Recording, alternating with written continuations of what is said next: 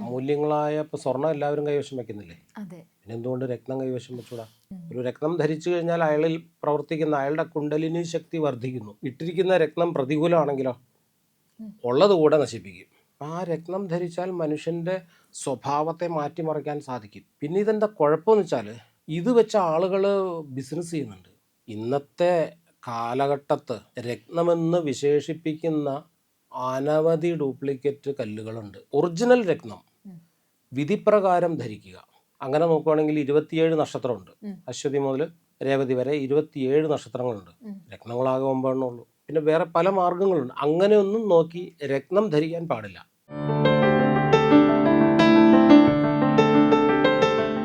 നക്ഷത്രങ്ങളുടെ ഭാഷയും ഗ്രഹങ്ങളുടെ സന്ദേശങ്ങളും ജീവിതത്തിന്റെ വഴികളിലേക്ക് വെളിച്ചം വീശുന്ന പുണ്യം ബൈ ഇന്ത്യ ലൈവിന്റെ ഈ ആത്മീയ ജ്യോതിഷ യാത്രയിലേക്ക് സ്വാഗതം.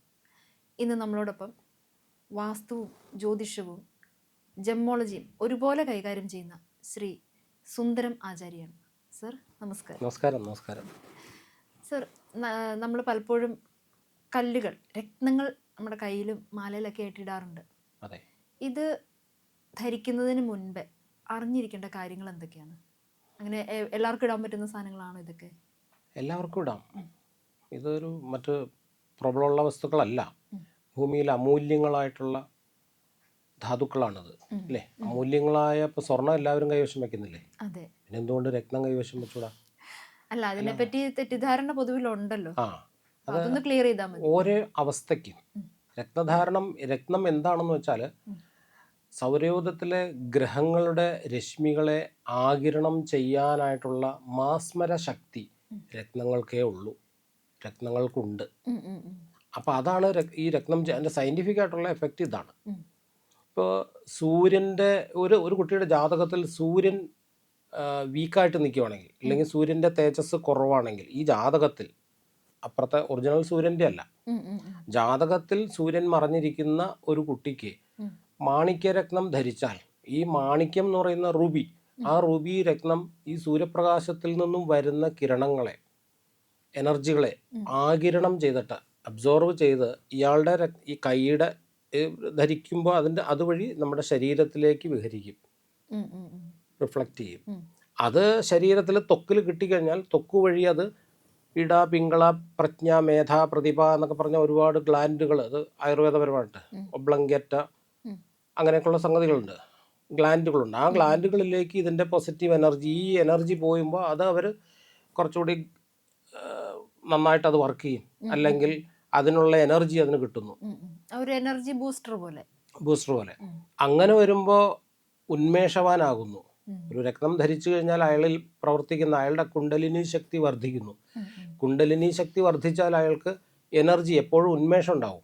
ഞാനിങ്ങനെ ഇരുന്നാൽ ശരിയാവില്ല, എനിക്ക് നേടണം, എനിക്കതുണ്ട്, എനിക്ക് അങ്ങനെയാണ് ഇങ്ങനെയാണെന്നുള്ള ക്യൂരിയോസിറ്റി, ടെൻഷൻ ഉണ്ടാക്കും ശരിക്കും പറഞ്ഞാൽ. അല്ലെങ്കിൽ ആഗ്രഹം വർദ്ധിപ്പിക്കും, വിശപ്പുണ്ടാക്കും. വിശപ്പാണല്ലോ ഭക്ഷണത്തിന് ടേസ്റ്റ് ഉണ്ടാക്കുന്നത്. അപ്പോൾ എനിക്ക് ഒരു വീട് വെക്കണം, എനിക്ക് നന്നായി ഫസ്റ്റ് റാങ്ക് വാങ്ങണം പഠിക്കുമ്പോൾ, എനിക്ക് നല്ല ഒരു കുട്ടിയെ കല്യാണം കഴിച്ച് സ്വസ്ഥമായി ജീവിക്കണം, എനിക്കൊരു ബെൻസ് കാർ വാങ്ങണം, എൻ്റെ ആഗ്രഹം എന്താണോ അതെനിക്ക് നേടണം. ആ ക്യൂരിയോസിറ്റി വർദ്ധിപ്പിക്കും. എനിക്ക് ധനം സമ്പാദിക്കണം, നല്ല രീതിയിൽ എനിക്ക് ധനം സമ്പാദിക്കണം എന്നുള്ളൊരു സംഗതി വരും. ഇങ്ങനെ വരുത്തും നമ്മളെ. ആ വരുത്തുന്ന എനർജി പ്രകൃതിയിൽ നിന്നും ആവാഹിച്ച് അല്ലെങ്കിൽ സ്വീകരിച്ച് നമ്മളിലേക്ക് തരുന്നു ഈ രത്നം. അപ്പോൾ ഈ രത്നം നമുക്ക് അനുകൂലമല്ലെങ്കിലോ? നമ്മുടെ ആവശ്യം ഇതാണ്, ഇട്ടിരിക്കുന്ന രത്നം പ്രതികൂലമാണെങ്കിലോ ഉള്ളത് കൂടെ നശിപ്പിക്കും. അതുകൊണ്ടാണ് വൈരം പിഴച്ചാൽ വൈര്യം എന്ന് പറയുന്നത്. വൈരം എന്ന് പറഞ്ഞാൽ വൈരക്കല്ലുകൾ, രത്നക്കല്ലുകൾ. ഇത് പിഴച്ചാൽ, ഇതിന് ദോഷം വന്നാൽ, അത് ഏതെങ്കിലും തരത്തിൽ നമുക്ക് ചേരാത്ത കല്ലാണെങ്കിലോ, അല്ലെങ്കിൽ പൊട്ടിയതോ ചിന്നലുള്ളതോ കറുത്ത ബ്ലാക്ക് ഷെയ്ഡൊക്കെ ഉള്ളതോ ആയിട്ടുള്ള മോശമായ രത്നങ്ങളാണ് ധരിക്കുന്നതെങ്കിൽ ഇതിൻ്റെ വിപരീത ഫലം ഉണ്ടാക്കും, അല്ലേ? ഇപ്പോൾ കോഴിമുട്ട നല്ലതല്ലേ, എനർജിക്കാണ്, പ്രോട്ടീൻ ഉണ്ട്, എല്ലാം ഉണ്ട്. ഒന്ന് ചീഞ്ഞാലോ? ഭയങ്കര ദുർഗന്ധമല്ല, അത് കഴിച്ച് ഉള്ളിൽ പോയാലുള്ള സ്ഥിതി എന്തായിരിക്കും? നമുക്ക് നേരെ നിൽക്കാൻ പറ്റുമോ അത് മുഴുവൻ പുറത്തു പോകാണ്ട്? അതുപോലെയാണ്. അപ്പോൾ അത് വിരോധം ചെയ്യും. അപ്പോൾ ഒരു രത്നം നല്ലതാണെങ്കിൽ, ഇപ്പോൾ ചോദിച്ച ചോദ്യം വളരെ ബൃഹത്തായതാണ്. അതായത് രത്നം ധരിച്ചു കഴിഞ്ഞാൽ നമുക്ക് ഭാഗ്യവർദ്ധന ഉണ്ടാവും. എങ്ങനെയാണ് ധരിക്കേണ്ടത്, എന്താണ് ഇതിൻ്റെ ഗുണം എന്നൊക്കെ. അപ്പോൾ ഇതുപോലെ പ്രകൃതി ശക്തികളെ നമ്മുടെ ശരീരത്തിലേക്ക് തരുമ്പോൾ നമുക്കുണ്ടാകുന്ന മാറ്റം കൊണ്ടും നമുക്കുണ്ടാകുന്ന ശ്രദ്ധ കൊണ്ടും നമുക്കുണ്ടാകുന്ന മടി മാറി കൂടുതൽ അതിനകത്തേക്ക് ഫോക്കസ് ചെയ്യുന്നതുകൊണ്ട് ആ സംഗതിയെ നമുക്ക് വിജയിപ്പിക്കാൻ പറ്റും. അല്ലേ? ട്യൂഷൻ ഒരു 10ാം ക്ലാസ്സിൽ പഠിക്കുന്ന കുട്ടിയെ ട്യൂഷൻ കൊടുത്ത് എക്സ്ട്രാ ഒരു പവർ കയറ്റല്ലേ. വേറൊരു മാഷിനെ ഇരുത്തി ഒന്നും കൂടി വിശദീകരിച്ച് അവൻ്റെ ബ്രെയിനിനകത്തേക്ക് ഇത് കയറ്റുമല്ലേ. πr² H2O ഒക്കെ കയറ്റി വെക്കുകയല്ലേ. അപ്പോഴല്ലേ അവനെ അവിടെ ബൂസ്റ്റ് ചെയ്തിട്ടല്ലേ അവനെ എക്സാം അറ്റൻഡ് ചെയ്യാനായിട്ട് വിടുന്നത്. അങ്ങനെയെങ്കിലും ഒരു ചോദ്യം ചോദിക്കട്ടെ. ഇപ്പോൾ ഒരു മടിയനായൊരു മനുഷ്യൻ, അതായത് ഒന്നിലും ഒരു താല്പര്യമില്ല, ഇങ്ങനെയൊക്കെ ജീവിച്ചു പോയാൽ മതി എന്ന് വിചാരിക്കുന്ന ഒരു മനുഷ്യൻ അദ്ദേഹത്തിന്റെ ഗ്രഹസ്ഥിതി നോക്കി ഒരു രത്നം ധരിച്ചു എന്ന് വിചാരിക്കുക. അപ്പോൾ അയാൾക്കൊരു മാറ്റം വരണമെന്നുണ്ടെങ്കിൽ അയാളുടെ ജീവിതത്തിൽ ഒരു അടി കൊടുത്താലല്ലേ നടക്കുള്ളൂ. അപ്പൊ ഈ രത്നം ധരിക്കുന്നതോട് കൂടിയിട്ട് അയാൾക്കൊരു കുറച്ച് കുഴപ്പങ്ങളൊക്കെ ഉണ്ടാവാൻ സാധ്യതയില്ലേ? ഇല്ല. അടി എന്ന് വെച്ചാൽ അയാളെ അടിയല്ല, ജീവിതത്തിൽ ഉണ്ടാകുന്ന കുറച്ച് പ്രശ്നങ്ങളുണ്ട്, ഒരിളക്കം. അതാണ് ഞാൻ ഉദ്ദേശിച്ചത്. ഇപ്പം ഞാനത് കേട്ടപ്പോൾ പെട്ടെന്ന് തോന്നി. ഇപ്പം സാധുവായ ഒരു മനുഷ്യൻ ആരോടും എതിർത്തൊന്നും സംസാരിക്കില്ല, ഒന്നുമില്ല. ഇപ്പം അയാളെ ഒന്ന് വീര്യപ്പെടുത്തണമെങ്കിൽ ആരെങ്കിലും വന്ന് അയാൾ ഉപദ്രവിക്കുമ്പോഴോ അല്ലെങ്കിൽ വഴക്ക് പറയുമ്പോഴോ അയാൾ ഇങ്ങനെ കേട്ട് മിണ്ടാണ്ടിരിക്കുന്ന ഒരാളാണെങ്കിൽ അയാൾക്ക് 2 സ്മോൾ കൊടുത്താൽ, അത് കഴിക്കാൻ വേണ്ടിയിട്ടല്ല, 2 സ്മോൾ അയാൾക്ക് കൊടുത്താൽ എന്തായിരിക്കും അവരുടെ അവസ്ഥ, അയാളുടെ അവസ്ഥ? അതെ, കുറച്ചുകൂടി ആക്റ്റീവാകും, പ്രതികരിക്കും. അങ്ങനെ കൃത്രിമമായിട്ട് മനുഷ്യൻ ഉണ്ടാക്കുന്ന ഒരു മദ്യത്തിന് സാധിക്കുമെങ്കിൽ പ്രകൃതിയുടെ എനർജി ആയിട്ടുള്ള രത്നങ്ങൾക്ക് എത്ര ശക്തിയായിരിക്കും. ചില ആളുകൾ മേലാഫീസർമാരോട് അല്ലെങ്കിൽ വല്യച്ഛനോട്, അമ്മാവനോട്, അയൽവാസിയോടൊക്കെ, പ്രായമുള്ള ആൾക്കാരോട് നമുക്കൊന്നും സ്റ്റേണായിട്ട് അയാളോട് പറയാൻ പറ്റൂല. ഇവർ 2 അടിച്ചതായിട്ട് ഭാവിക്കും.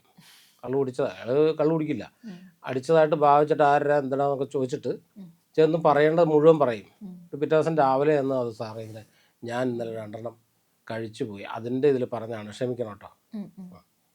പറയേണ്ടത് മുഴുവനും അയാളെ വിളിച്ചു കഴിഞ്ഞു.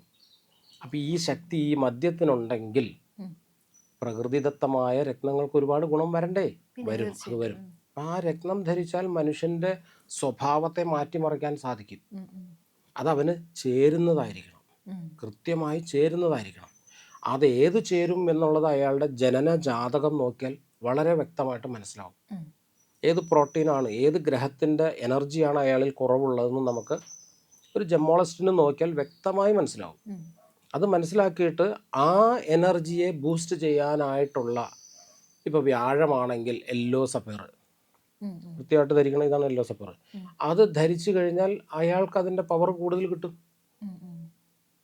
ഇപ്പോൾ നമ്മൾ ബ്ലഡ് ടെസ്റ്റ് ചെയ്തിട്ട് വൈറ്റമിൻ A, B, C എന്നൊക്കെ പറയില്ലേ, ആ വൈറ്റമിൻ കുറവുണ്ടെങ്കിൽ നമ്മൾ എന്താ ചെയ്യുക? സപ്ലിമെന്റ് എടുക്കും. ആ സപ്ലിമെന്റ് എടുക്കും. അതുപോലെ തന്നെയാണ് ഇതൊരു സപ്ലിമെന്റ് ആണിത്. നമുക്ക് ജന്മനാൽ നമ്മുടെ ബോഡിയിൽ 5 ഇന്ദ്രിയങ്ങളുണ്ട്, നാക്ക്, മൂക്ക്, കണ്ണ്, ത്വക്ക്, ചെവി എന്നൊക്കെ പറയും. ഇതുകൊണ്ടാണല്ലോ നമുക്ക് എനർജി സ്വീകരിക്കുന്നത് പ്രകൃതിയിൽ നിന്ന്, അല്ലേ?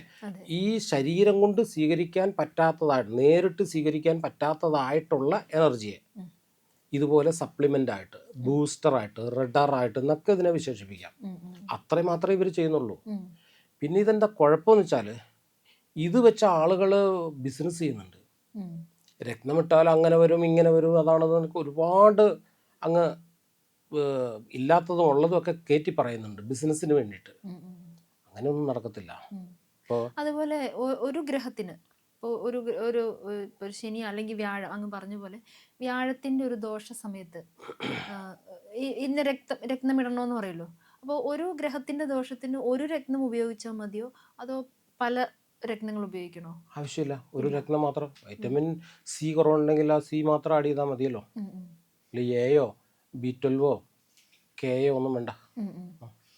അപ്പൊ ആ ഒരു കുറവ് ആ ഒരു ഗ്രഹത്തിന്റെ അത് മാത്രമേ ധരിക്കാവുള്ളൂ. അപ്പൊ അതുകൊണ്ടും നമുക്ക് മാനേജ് ചെയ്യാൻ പറ്റും. തീർച്ചയായിട്ടും ചെയ്യും. ഇതിനകത്ത് ഒരു കാര്യം പ്രത്യേകിച്ച് എന്താ വെച്ചാൽ രത്നം ധരിച്ചാലാണ് ഭാഗ്യം വർദ്ധിക്കുന്നത്.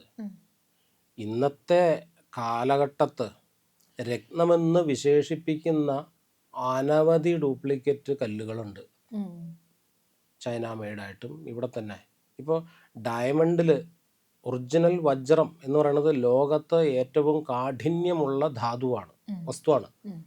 ഇതിനെ മനുഷ്യൻ ഇന്ന് നിർമ്മിച്ചു കഴിഞ്ഞു. അതെ അതെ, ഡ്യൂപ്ലിക്കേറ്റഡ്. ഡ്യൂപ്ലിക്കേറ്റഡ്. ലാബ് ഗ്രോൺ എന്നാണ് അതിൻ്റെ പേര്. Lab grown diamond.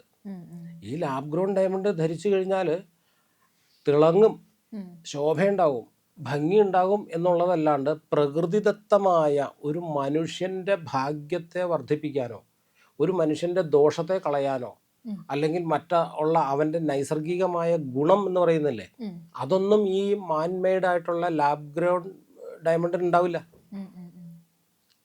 ശാസ്ത്രം പറയുന്നത് രത്നം ധരിക്കാനാണ്, ഡ്യൂപ്ലിക്കേറ്റ് രത്നം ധരിക്കാനല്ല.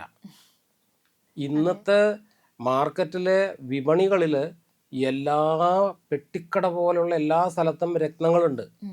അതെല്ലാം ഈ കൊമേഴ്സ്യലൈസ്ഡ് ആണ്, ഡ്യൂപ്ലിക്കേറ്റുമാണ്. കുറഞ്ഞ രത്നങ്ങൾ കളറ് കയറ്റി കൊണ്ടുവരുന്നതുകൊണ്ട് അതൊന്നും ധരിച്ചിട്ട് ഈ രത്നം ധരിച്ചിട്ട് ഗുണമില്ല എന്ന് പറഞ്ഞിട്ട് അതിനെ പഴിക്കാമെന്ന് മാത്രമേ ഉള്ളൂ, വേറെ ഗുണമില്ല. ഒറിജിനൽ രത്നം വിധിപ്രകാരം ധരിക്കുക. ധരിക്കുമ്പോൾ അവൻ്റെ ബോഡി വെയ്റ്റ് അനുസരിച്ച് എത്ര ക്യാരറ്റ് വേണം, തൂക്കം വേണം അല്ലേ, അതിൻ്റെ ക്വാളിറ്റി, അതിന് എത്ര ലസ്റ്റർ എന്ന് പറഞ്ഞാൽ അതിൻ്റെ തിളക്കം, അതിൻ്റെ കട്ടിങ്, അതിൻ്റെ കാഠിന്യം, ഇതെല്ലാം ടെസ്റ്റ് ചെയ്തെടുക്കാൻ പറ്റും. ഇന്ന് ഗവൺമെൻറ് ലാബറട്ടറി ഉണ്ട്. അതുപോലെ ഇപ്പോൾ ഈ പൊതു ജ്യോതിഷ ഫലങ്ങളൊക്കെ പ്രസിദ്ധീകരിക്കുന്ന മാഗസിൻസിലൊക്കെ കാണാറുണ്ട്. ഇപ്പോൾ ഈ നക്ഷത്രങ്ങൾ, നമ്മുടെ ജാതകവശാലുള്ള ഉത്രാടം, തിരുവോണം അല്ലെങ്കിൽ മകം എന്നൊക്കെയുള്ള നക്ഷത്രങ്ങളുണ്ടല്ലോ, ഈ ഓരോ നക്ഷത്രങ്ങൾക്കും ഓരോ കല്ലുകൾ, അവർ റെപ്രസെന്റ് ചെയ്യുന്ന ഓരോ കല്ലുകൾ എന്ന് പറയാറുണ്ട്. അങ്ങനെ അത് ശരിയാണോ? അത് ശരിയല്ല. കാരണം അങ്ങനെ നോക്കുവാണെങ്കിൽ 27 നക്ഷത്രമുണ്ട്. അശ്വതി മുതൽ രേവതി വരെ 27 നക്ഷത്രങ്ങളുണ്ട്. രത്നങ്ങളാകെ 9 എണ്ണമുള്ളൂ. അതെ, ശരിയാണല്ലോ. അപ്പൊ തന്നെ വിഭജനം അവിടെ വന്നല്ലോ, കട്ടിങ് വന്നില്ലേ, അതൊരു ശരിയല്ല. ഏത് ലഗ്നമാണോ ജാതകപ്രകാരം അല്ലേ, ഇപ്പോ എന്താ പറയാ, പഞ്ചസാര നല്ല വസ്തുവാണ്, പക്ഷെ ഡയബറ്റിക് പേഷ്യന്റിന് പഞ്ചസാര നല്ല വസ്തു അല്ലല്ലോ, അത് വിഷമല്ലേ. അതുപോലെ ഈ ആർക്കാണ് എന്നുള്ളതാണ് ഇവിടെ പ്രാധാന്യം. അത് വലിയൊരു കാര്യമാണ്. ഇപ്പോൾ നോക്കുമ്പോൾ ചില ബ്രാഹ്മിൺസിന്, ഈ തമിഴ് ബ്രാഹ്മിൺസിനൊക്കെ അവരുടെ വിവാഹത്തിന് ഡയമണ്ട് മസ്റ്റാണ്, അതൊരു ആചാരമാണ്, വജ്രം വേണമെന്ന്. അങ്ങനെ എല്ലാ പെണ്ണുങ്ങൾക്കും എന്തെങ്കിലുമൊക്കെ കാണിച്ചൊരു നല്ലൊരു ഡയമണ്ട് വാങ്ങിച്ചു കൊടുക്കും. അവരിതങ്ങ് ഇട്ട് പോകുമ്പോൾ എന്ത് പറ്റും, ഇത് ചേരാത്ത പെണ്ണുങ്ങളാണെങ്കിലോ അവരുടെ ദാമ്പത്യം ശരിയാവൂല. അപ്പം ആചാരപരമായിട്ടോ ഈ നക്ഷത്രം നോക്കിയോ പിന്നെ രാശി നോക്കിയോ ന്യൂമറോളജി പിന്നെ വേറെ പല മാർഗങ്ങളുണ്ട്, അങ്ങനെയൊന്നും നോക്കി രത്നം ധരിക്കാൻ പാടില്ല. രത്നം ധരിക്കണമെങ്കിൽ രത്നശാസ്ത്രത്തിൽ അതിൻ്റെ മാനദണ്ഡം പറഞ്ഞിട്ടുണ്ട്. എങ്ങനെയാണ് ഒരു മനുഷ്യൻ രത്നം ധരിക്കേണ്ടത്, ഏത് രത്നമാണ് എങ്ങനെ ധരിക്കണം, അത് ശാസ്ത്രീയമായിട്ട് ധരിച്ചു കഴിഞ്ഞാൽ ഫലം 100% സുനിശ്ചയമാണ്, സംശയമേ ഇല്ല. രത്നമായിരിക്കണം, ഒറിജിനലായിരിക്കണം. അങ്ങനെയുള്ള രത്നത്തിന് ഭയങ്കര വിലയാണ്, കിട്ടത്തില്ല. അത് തന്നെയാണ് കാര്യം.